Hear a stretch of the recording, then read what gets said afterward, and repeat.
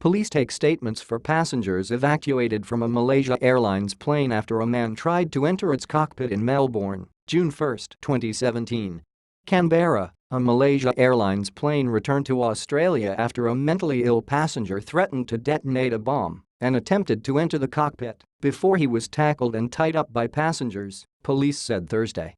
The 25-year-old Sri Lankan man had been discharged from a Melbourne psychiatric hospital on Wednesday before buying a ticket on the late-night flight to Kuala Lumpur, Malaysia, Victorian Police Chief Commissioner Graham Ashton said. Flight 128 was about 10 minutes into a flight from Melbourne when the man walked from his economy seat to the cockpit door clutching an electronic device and threatening to blow up the plane, creating panic among passengers. Passengers subdued him and tied him up with belts. At that point, he was essentially trussed up, Ashton told reporters. Ashton described the device the man carried as an amplifier-type instrument. Passenger Andrew Liancelli described it as a boombox portable music player.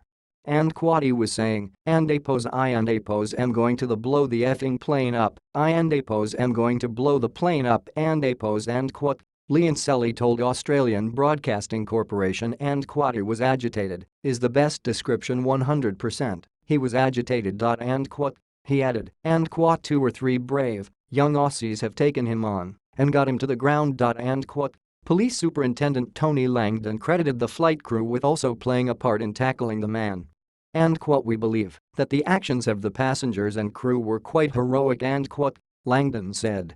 The Airbus A330-300 carrying 337 passengers returned to the airport about 30 minutes after takeoff. Passengers were kept on the plane for 90 minutes after landing and the plane was searched for potential bombs at a remote part of the airport, Ashton said. Police wearing body armor took the man off the plane. They have determined he had no terrorist links or associates, Ashton said. Victoria State Premier Daniel Andrews offered government support for the passengers stranded by the ordeal. I don't think any of us have a true understanding of the trauma, just how frightening this experience would have been, Andrews said. Andrews cautioned against governments responding to the drama by banning mentally ill passengers from flying. We want to be very careful not to be driving people away from getting the care they need, he said. We don't